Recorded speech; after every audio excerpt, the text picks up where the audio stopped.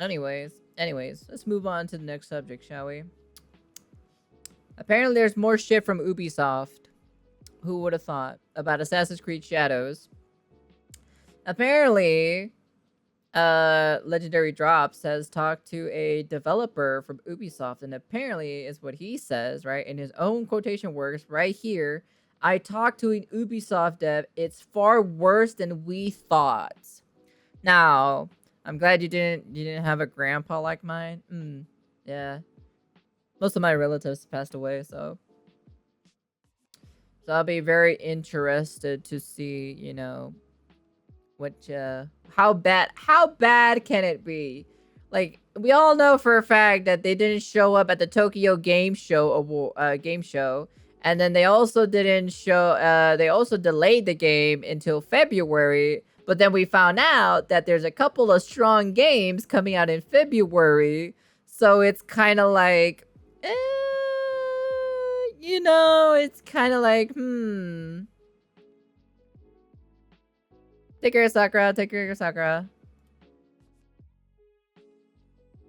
All right, show us the goods real quick. Show us the goods. What's happening? Things at Ubisoft are far worse than I ever could have imagined.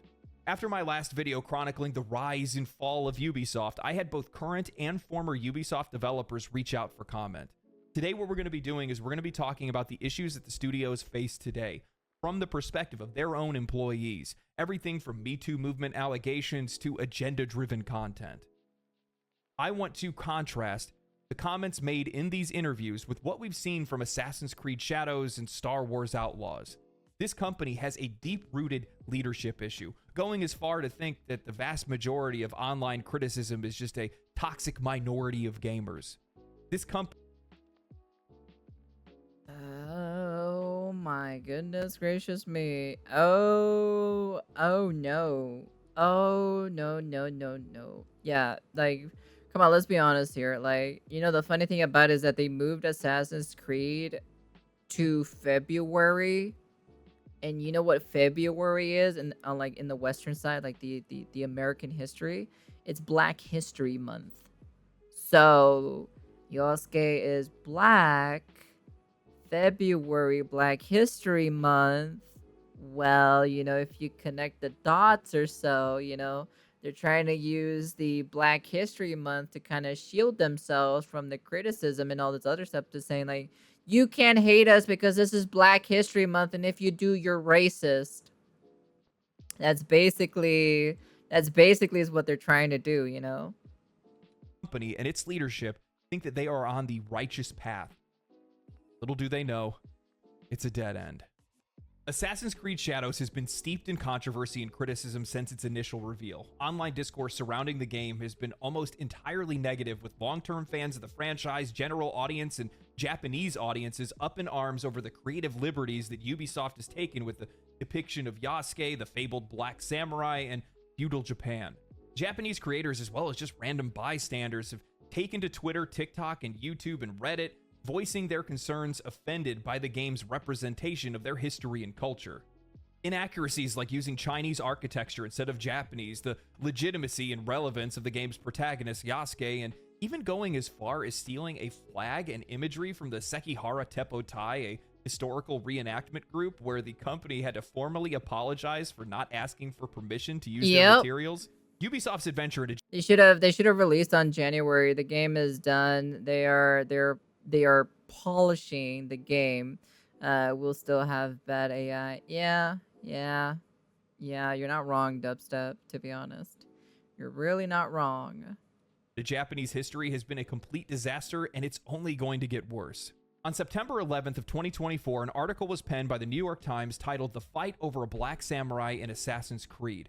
The writer, Zachary Small, misrepresents the controversy and player concerns as merely those of a toxic minority of angry Western gamers, and the entire time he fixates on the race of Yasuke and not the broader implications at play in Ubisoft's mishandling and the frank disrespect for Japanese culture and history.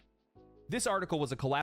Even my grandma or so on my mom's side, right, taught me a lot about, like, even my mom in general too as well, taught me about respect and everything like that. Like, you know, it's ingrained inside of me. So, which is because, like, it's just how I was raised or so. It's just, like you always respect others and everything like that.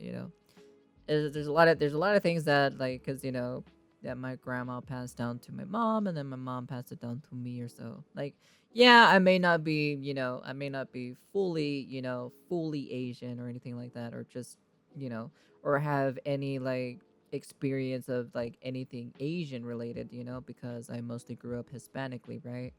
But it's not like I'm gonna disown that side of my heritage or anything like that. I think they will do fine. Number one will hate them because we will be too busy. Yeah, that's true. That's true. We'll be too busy playing other games. So, and then also on top of that, it's just kind of like, I don't know. It's just kind of like, yeah, because I've seen some of my comment sections, so like, yeah, I am Hispanic or so, because I was raised Hispanically, but I am part Asian, but um I just don't say it personally, because it's not like a super big factor, so, and I wasn't raised in, like I was taught a little bit from my grandma, but, like, it's not like I don't remember too much about it because it's too much of a fuzzy memory. So I don't really remember much about it. I only know, like, little small its and bits about it, because childhood memories are kind of a little bit kind of fading, kind of gone or so. So I don't really remember too much about my childhood as much. So I only know, like, certain, like kind of key moments, and that's pretty much about it. So, but I do remember moments of sometimes, it kind of flashbacks or so, when I used to be able to when I used to hang out with grandma. So, but it was like super long time ago. So that's about it. So she taught me about tea ceremony stuff. I do remember that. So, because I have her tea set here with me. So Collaboration between Ubisoft and the New York Times in an attempt to redirect the discussions surrounding Assassin's Creed Shadows and minimize the feedback. The writer spoke with Kazuma Hashimoto, a consultant and translator for the games industry, later to be found out to be an employee of Sweet Baby Incorporated that did consultant work for Ubisoft. But Hashimoto claimed that it was people in the West who were upset with seeing Yasuke as a samurai, and that many of the online negative comments were written in Japanese, appeared to be roughly translated from English, effectively hand-waving the increasingly loud and valid concerns of the Japanese, asserting that it's all made-up outrage. Nothing more. really, so then why did Ubisoft had to apologize to the Japanese audience, huh? Why did they had to do a formal apology to the Japanese audience, huh? Huh? Explain that to me. Somebody explain that to me, huh? Really? Like, these, I don't know, man. I don't know, man. More than the gamers' war against DEI or inclusivity in video games. I find it all too poetic and predictable for a AAA publisher to brush off player concerns and use their connections in the media to try to steer public discourse and sentiment into a favorable direction. All of these claims made by the New York Times, as well as other writers, are patently false. You can see the criticisms of Ubisoft's recent releases and the future release in Assassin's Creed Shadows everywhere. It's impossible to ignore. Videos and promotional material ratioed by dislikes and comments in mass numbers. Videos like mine and many others reaching widespread appeal because we have that many people that agree or share similar opinions. With that said, I couldn't imagine that it was possible for anyone to ignore this level of feedback, and Ubisoft has to be seeing it. So I spoke with a few developers from Ubisoft to shed some light on these issues. I started off by asking how Ubisoft internalizes and discusses general criticism from players and the rest of the industry, whether that's its repetitive design, agenda-driven content, or predictable games. They responded saying, at a high level, they rarely talk about it. At a project level, they brush it off as toxic gamer talk. As Asmongold correctly pointed out in a video of his, Ubisoft is filled with toxic positivity that prevents any growth. I then asked, what about the Japanese community's backlash over Assassin's Creed? Yeah, I'm gonna be honest with you. The toxic positivity thing it's probably the most annoyingest thing I've ever heard in my entire life, to be honest. This is why I love hanging out with Sage, right? Because I do hang out with Sage, and we always, We always talk shit with each other because we have thick skin and all this other shit, you know? Like, we're not always negative, right? But we do criticize and do a lot of shit, do a lot of talking like that, you know? And nobody here is like toxic positivity or anything like that. I don't like that. The moment I hear anything of that sort of nature, or anybody who has that specific kind of like mentality or so, I'm just be like, look here, man. I'm not here to deal with this weird toxic positivity shenanigans. I'm just gonna leave or so, you know? Cause I'm not falling. I'm not going down with the ship, to be honest. I'm honestly not coming down with the ship. Creed Shadows. It's obvious that they haven't done their research, and even the smallest details are going to be noticed by a culture that's as proud as the Japanese. Yeah. They responded by saying that the criticisms haven't been talked about, and they've only issued demands that we mustn't engage with discussion on that topic publicly. Meaning everything that we've set up into this point, all the criticism that we've had over the years for Ubisoft games, even that of the industry itself, has fallen on deaf ears. I don't know if it's sad or if it's somewhat, yeah, you know, it's somewhat cathartic to have that validated. I mean, it's the main complaint that the vast majority of gamers have had over the years, which is that these companies aren't listening to us. And in this case, I have developers who are telling me, yeah, they're not listening to you. One, because they don't want to take criticism, and two, because they don't know how to differentiate bad from good criticism. I think this is my patented catchphrase by now, but when you have this much negative discourse surrounding your games, you need to be listening. Regardless just be of happy or or shut the fuck up. Yeah, pretty much. If you align with these people's political beliefs or social political beliefs or whatever it might be, none of that matters. When you have your games, it's like basically, oh no, you can't say that. You can't be that mean or so. You know, you have to be a little bit more nicer. I'm like, hell, fucking no, like, fuck off, dude. Like seriously, if I say your fucking character is trash or so, I'm gonna say your character is trash. It's dog shit. It's dog water. You know. Go back to the drawing board and do it again. On fire as much as Ubisoft games have been lately, you need to put those fires out somehow. With the Rays of Redemption. That is by listening to them and implementing whatever feedback you possibly can into your games to make them better. Regardless, the other thing is, I'm sorry. I am disgusted by the blatant, feigned virtue over how much they care about Japanese culture and history. Yeah. I'm sorry. You are bastardizing Japanese culture and history for profit. Yeah. That's what you're trying to do here. You're not trying to make a history piece. We know that. It's very loosely based on Japanese culture and history. Look at you guys. You put out a Torigate figurine, a half Torigate figurine with your characters on it without knowing the cultural relevance of the half Torigate? After Hiroshima and Nagasaki, do you have any idea what that means to these people? What's wrong with you? At the end of the day, it all comes down to leadership. When you look at Ubisoft's messaging, the lackluster delivery of titles like XDefiant and Star Wars Outlaws, the inaccuracies and screw-ups with Assassin's Creed Shadows, you see a developer that has no clear plan or vision for what players want, what good games look like, or how to even do their job. I took the time to talk to the Ubisoft developers about workplace culture, about the initiative that they've taken for diversity hiring, and what happens behind the scenes at Ubisoft, and it's wild to see how accurate some of the assumptions that have been made by myself and others. Now, continuing my conversation with one of the developers, I wanted to find more about the workplace structure and management, and seeing as though the company has had initiatives that have been put in place to make the workplace a little bit more diverse, I asked, what benefits have you seen? Is there more diversity in thought, or is it creating a more one-sided environment?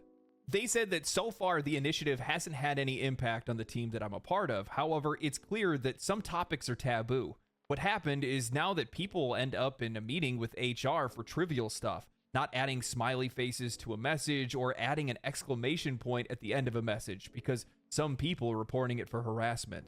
One of the things that wasn't in your video is that Ubisoft had some controversy during the Me Too period, letting go of a manager in high positions, and some left on their own because they knew they'd be discovered.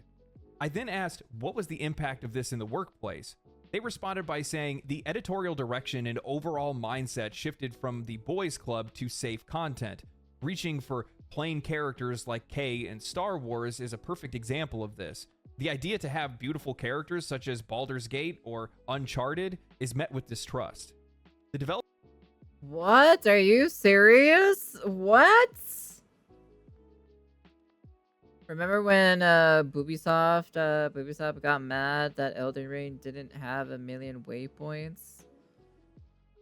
Really? Are you serious? I didn't even know about that, actually, to be honest. Developer shared sentiment saying that safe content also leads to limited opportunities on the gameplay side. Even for Star Wars, we had to work with Disney, which would have shut down most attempts at depicting a true criminal underworld with cruelty and drama. When you put this developer's perspective in line with the recent failures and controversies at Ubisoft or any AAA developer at this point, it all makes sense. An overcorrection in sensitivity brought on by the boys club days that many studios experienced during their early years. As such, many games today lack the teeth and grit that players crave because those things are seen as problematic or unsafe to make in the workplace. Don't use emojis or exclamation points. You could offend someone. Holy shit. Fuck? How soft have we gotten? It reminds me of the time where the Helldivers 2 community manager went on a ban spree on their Discord because players were using a throw-up emoji on furry art that was posted in their Discord. Sometimes people... Well, yeah, because nobody wants to see furry art, you know? There's just some people who don't. There's like a... the furry community is just... It's a pretty big community, but I'm gonna be honest with you, it's a pretty niche big community, you know, compared to like the outer, like, you know, compared to the outer normal people or so, right? From anime and, you know, normal people and, you know, all this other stuff, you know, they think that's weird, you know. There's a lot of people who think furry art is weird, you know, like, honestly, it is what it is, you know. But her because of waypoints, bro, find them. I guess so. Need to be offended. While I'm going to try to resist the pull yourself up by your bootstraps tirade, friction on some levels is necessary in life. Now, that doesn't mean that people should be allowed to openly harass others, but there are major issues that arise when you have emojis that can get you fired. I'm gonna be honest with you. If somebody sends you an emoji and you are offended from a fucking emoji, you definitely should not be working there. I'm gonna be honest with you. You should probably go find a different job, in my personal opinion. No, it's not. Overcorrection leads to a workplace that is actively hostile towards freedom of thought, expression, and criticism. As one of the interviewees mentioned earlier, they noticed a culture of toxic positivity. From my perspective, toxic positivity is fake people saying fake things, and in the case of Ubisoft, making fake products. Nobody wants to live their entire life being terrified that someone is going to misunderstand them. And when you're at a studio like Ubisoft and you're not even allowed to make characters attractive, otherwise it might upset people at the studio, you have a problem. Yeah, that is the most dumbest thing ever. Like, honestly, like there are attractive people and I want to play with an attractive person, you know? This emoji is now offensive because I said so. Like I said, I'd rather play a pretty character, like a hot character or a fucking hot guy or a hot girl, you know? Like, give me what I want, to be honest. Like, seriously. Like, come on, dude. Ban the derp. Like I said, like I want to see like hot characters, you know, that I would like, you know, I'd be like, I smash, you know. So like I rarely say the word smash anymore when it comes to some of these other developers or so making video games, but like when it comes to like the Asian side games or so, right? Like just Eastern Asian side, right? I'm always saying smash all the damn time, you know. So it's just like, it's like, what the fuck, dude? What are you guys doing, man? This culture of fear and forced uniformity stifles creativity and innovation. It's no wonder that Ubisoft is struggling to produce anything of real substance when their own developers are walking on eggshells, more worried about HR complaints than creating groundbreaking games. How can you make bold, impactful content when every idea... Let me play a hot woman. I'm gay as fuck. I won't get offended. Yeah, I'm bisexual, for God's sakes, and I want to see a hot woman. Shit, man. Fuck. God lord, man. When was the last time I saw a hot woman or so in like in a Western side game? I don't even know when was the last time, to be honest. I really don't remember. Is scrutinized for being too risky, too offensive, or too unsafe. It's a workplace. I just learned these two are offensive. Oh my god. Pushing boundaries, the very things that games are supposed to do, is seen as a liability. This workplace culture, this overreaction and overcorrection has infected just about every single industry that's out there. I worked in construction for 7 years up until last December, and the company that I worked for was more afraid of HR issues than they were of injuries. We worked with hydrogen sulfide and hydrogen cyanide, gases that, if released, could kill half of a city. We've discussed modern audiences, the mythical, magical modern audiences, and soft modern games. We found the audience. It's the people that are running these companies nowadays. You have folks that are walking around on eggshells, afraid to say anything. Anecdotal, but just like a few weeks ago or a month ago or so, I remember I was live streaming, and instinctively I said something was retarded. I'm a millennial. We all grew up saying it. It's a product of my upbringing. Say what you will. I didn't say it consciously. It just came out. And one of my chatters pops up and says, "How often do you say that word?" I banned the fuck out of them. You know what? You know what? I would probably do the same thing too as well. I'm gonna be honest with you. If I saw somebody came into my chat, it was just like, "How often do you use that word?" or so, I'm like, "Excuse me? Excuse me?" Yeah, like I said, I grew up saying the word retarded, you know? I grew up saying the word like that because we fucking said it in COD lobbies, for God's sakes, you know? Now I'm hyped for Dragon Age because I can finally make Uncle Ruckus. Get the fuck out of here with that. Are you kidding me? People that are out there that are waiting, prepared to be offended. I'm sick of it. Yep, I'm tired of it too. You cannot have workplaces that are out there where every single thing that you say, you have to watch every word that comes out of your mouth. Otherwise, it could be your livelihood. Yep. And I'm not saying that you can walk around saying anything. Yeah. That's not what this is. Everybody knows. I think that's the most frustrating part when you have these kind of conversations, is that you know exactly what I'm talking about. You know exactly what I'm talking about. But the intellectual dishonesty around this kind of thing is just, it's fucking mind-boggling. Yeah, it's not. It's definitely. I feel like the US's IQ has dropped so significantly. You know, like people act stupid or so and be like, you know exactly what I'm talking about. Don't fucking play dumb with me, okay? All right. Like honestly, there's some of those people who like just act dumb or so, and I'm just kind of like, don't you start acting dumb with me, because you know exactly what I'm talking about. Don't be stupid here, okay? All right. Like honestly, I'll be honest with you, there's just a lot of people like that at this point. It's pretty disappointing of how it is now these days, because like back so many centuries ago, you know, like people never had an issue with any of this stuff like whatsoever, you know. We also said, you know, the F word too as well, you know. We said it all the damn time, you know. But now you can't even say it anymore because, you know, people get fucking offended from it, you know. You know, retarded also is, you know, it's just a word, you know, to call someone stupid, you know. That's literally is what that word was meant for. And that's what it's always been for. Yes, it's a terminology or so of other things, but yeah. Common sense is no longer common sense. No, it's definitely not, to be honest. Why do you think if I ever become a mother or so, I want to make sure that they're in a good environment where common sense is an actual thing. I will teach them the way how I was raised. Now I grew up differently, okay? So I'm not going to teach them everything because I already told you guys, you know, some of my upbringings or so. But like I said specifically, you know, I would teach them some stuff, but I won't teach them exactly how, you know, how the void was, you know, so. We have workplace environments that actively work against any type of creative or constructive criticism.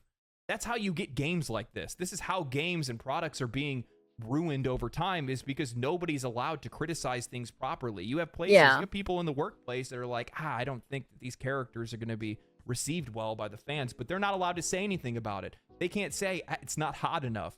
It's not masculine enough. They can't say that because it's problematic to say so. It's so stupid. Tame and safe are the antonyms of exciting and daring. Baldur's Gate 3 was exciting and daring. Yeah. Star Wars Outlaws, tame and safe. Whether it's their poor job at representing Japan or the trailers of Assassin's Creed, there are clearly levels of incompetency at work. As many players have pointed out in the game trailers, the promotional materials that are meant to sell the game, you can see frame rate issues, texture issues, poor collision detection, weapons clipping through characters, and more. Controversies aside, this game doesn't look like it's ready for launch, and in fact, its developer just recently came out and canceled their appearance at Tokyo Game Show and announced that the game would be delayed until February. Along with the delay, Ubisoft CEO recently issued a memo to their employees that ended up getting leaked publicly, and it showcases just how out of touch this company is with their players. Dude, how did you get this memo leaked? I'm gonna be honest with you. I don't know how these people, like, there's somebody on the inside that's literally leaking all of this shit that's happening inside of Ubisoft. It's crazy, to be honest. I'm gonna be honest with you. It is the most craziest thing I've been hearing so far. Rather than acknowledging their real missteps, they're clinging to critic scores, pointing out Star Wars Outlaws had a solid 76 on Metacritic. Oh, I didn't know that you were trying to sell the game to game reviewers. That makes a lot of sense, seeing as though that you're completely ignoring player feedback that clearly shows that your game is hovering in mediocrity. Even worse, they believe that Black Friday sales are somehow gonna magically turn things around, not realizing that no amount of discounting will make up for a product that fundamentally misses the mark and nobody's interested in. Maybe if there were $1, maybe I'll pick it up, but I probably wouldn't play it though, so maybe if it was $1, probably, you know, maybe. I hate how in Star Wars Outlaws you join the rebels. I want to play and stay as an outlaw, damn it. Oh, really? Is that how it is? The assassins be revealing the Templars. Memo I guess reads so. more like a corporate spin than a genuine reflection of failure. No mention of the controversies or deeper issues that are plaguing the company. They talk about how all players want are highly polished games on launch day, when the truth is players are craving meaningful, risk-taking, authentic content. Things that Ubisoft hasn't seen in decades. Yep. Even in their own memo to their own employees, they can't speak frankly about their mistakes. This sanitized messaging shows just how deeply disconnected the company is from the people that it should be listening to, the players. Interested in the perspective of the employees who received this memo, I had a few questions on their thoughts of the messaging and the leadership of the company. I asked, what has been the message from management to the staff about Ubisoft's declining sales? What do they believe is the reason behind it? They responded, the fun fact is they don't talk much about it. They mainly focus on the fact that they reached their financial objectives, which are mainly achieved through casual player sales, not the vocal gamer minority that are sick of what you described in your video.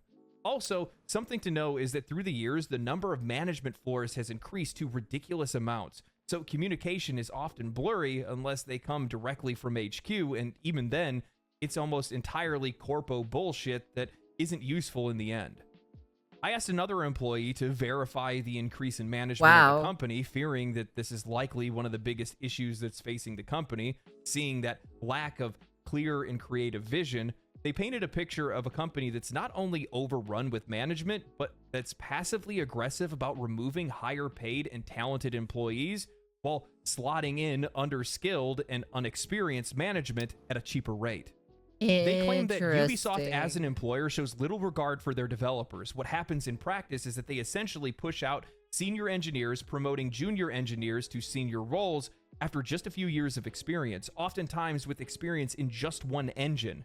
Meanwhile, experienced developers with far broader skill sets are being overlooked. This constant cycle of turnover with inexperienced leaders leads to noticeable drops in quality, with bugs appearing in their games. The passionate, dedicated developers leave, while those who are just going through the motions stay behind. This doesn't just affect the technical quality of their games, but also impacts the design and creativity. For instance, you'll find designers working on FPS mechanics who have never played an FPS game before, or engineers who don't understand how the mechanics they're building are supposed to feel. There's a lack of passion and skill across the board, and the results are obvious. Oh, this explains a lot, so much about freaking XDefiant. Oh, also thank you for the follower. So welcome, hun. This explains so much about XDefiant, why it took so long for the game to come out, but then there was nothing that happened to the game since the closed beta. there was like no new maps, there was like no new weapons, you know, there was just like no new anything, you know? Oh, interesting. This makes a lot of sense. This makes so much sense of what's actually happening behind, you know, behind the scenes in Ubisoft's headquarters. I see. I see. That line about designers working on FPS games and leading FPS projects struck a chord with me. Not long ago, Ubisoft released XDefiant, a military shooter that was meant to compete with the likes of Call of Duty. However, since the game's release, they've lost the vast majority of their player base, with Ubisoft claiming that the game isn't dying, despite it reportedly losing 94% of its players on Xbox. Why is XDefiant ran into so many issues? Netcode, hit registration, and general shooter gameplay issues. Common problems that are normally ironed out well before a game. And not even just that, just the content itself, you know, the content having only one map being released every single month. I don't know how many weapons there are, like what, 2 weapons or so. And there's just not enough variety or so in that game. That's just, and nothing to grind for either. Rip will Ubisoft survive 2025? I think it will survive, right? Because it's such a big company, right? I don't think they're just going to shut down immediately because it's such a massive company, right? But I think what's going to happen is that they're going to probably fire a lot of people. Like, there's definitely going to be like a huge internal structure in that company itself. They're just going to like they're probably going to fire the CEO, you know?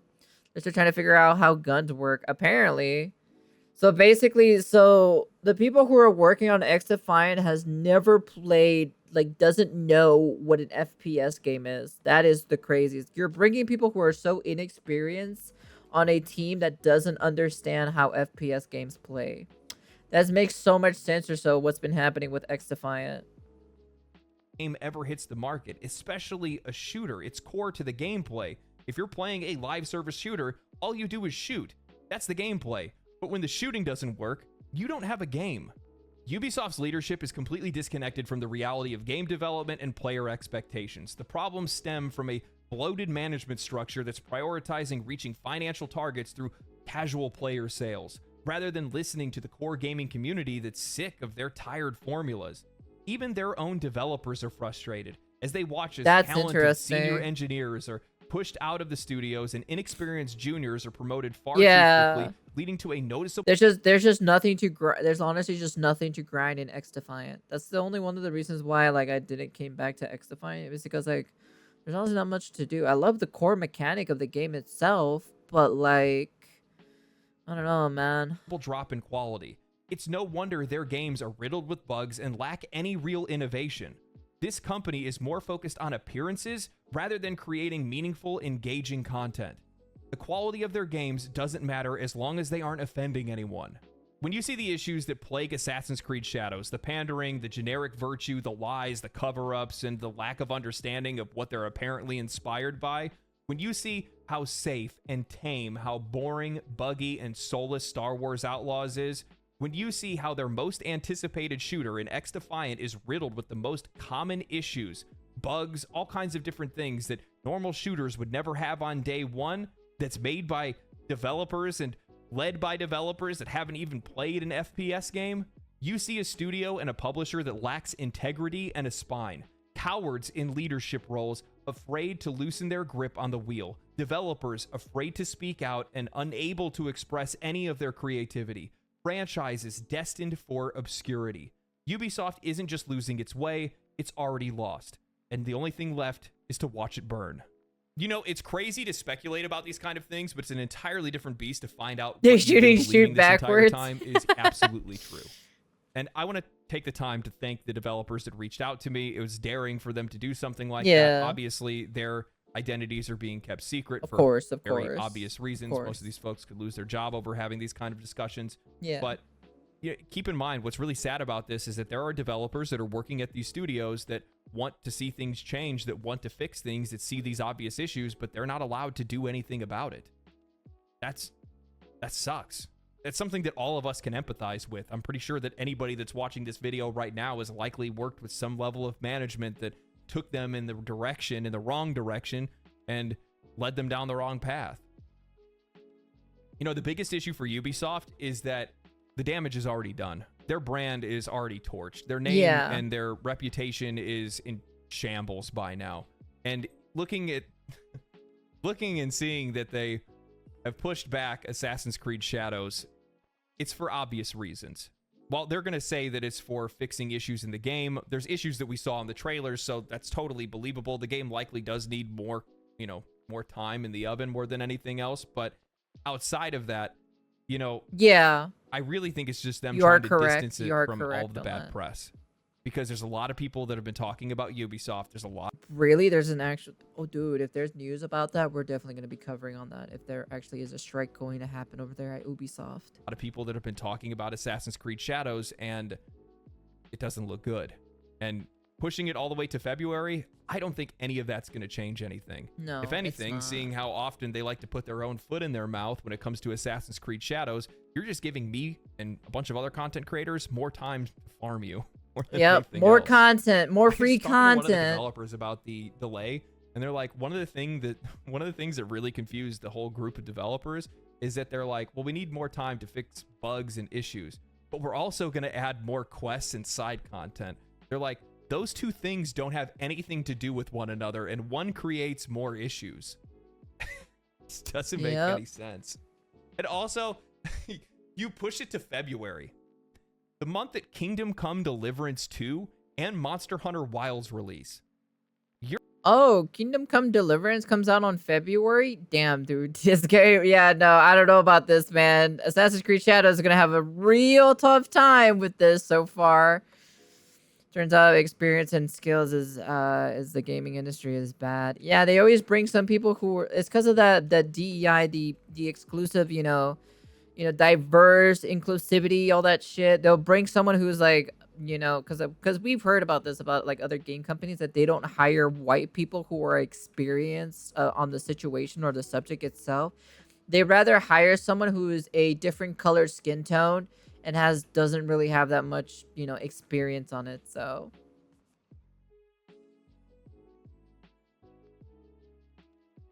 I don't know what happens, but we'll find out if it does, actually. You're cooked. What are you doing? What are you doing? I don't know, man. I want to thank everybody. Thank you guys for watching the last video as well. It was my first 1 million view video.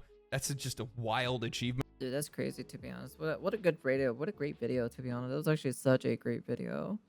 Like, honestly. That was actually a really good video. So, honestly, I'll be honest with you. Like, the funny thing about it, we still also have the Game Awards. Who knows if they're going to even announce more games in the beginning of the next year or so. Because I don't know what other games are coming out in February of 2025. So, there might be even more. Like, shit, man. Like, honestly, it's crazy. Damn, dude.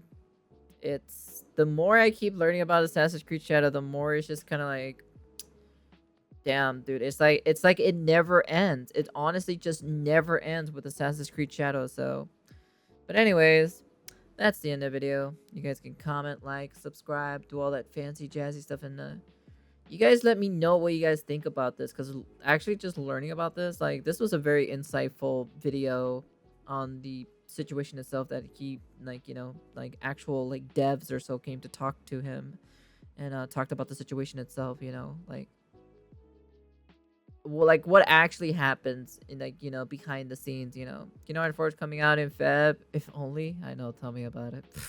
I need if Kingdom Hearts 4 comes out in February, bro, it'll kill fucking, it'll really kill fucking Assassin's Creed Shadows for good. So I'm gonna get the grill started since they'll be cooked, so I can cook them even more. Yeah, but don't cook them too much or so, or else it's gonna be charred. But yeah, anyways, like I said, let me know what you guys think in the comment sections down below. You guys can do all the fancy jazzy stuff, and all that shit.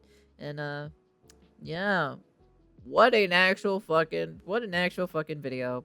Ubisoft has fallen from grace and has fallen really heavily. And yeah, that's the end of the video. And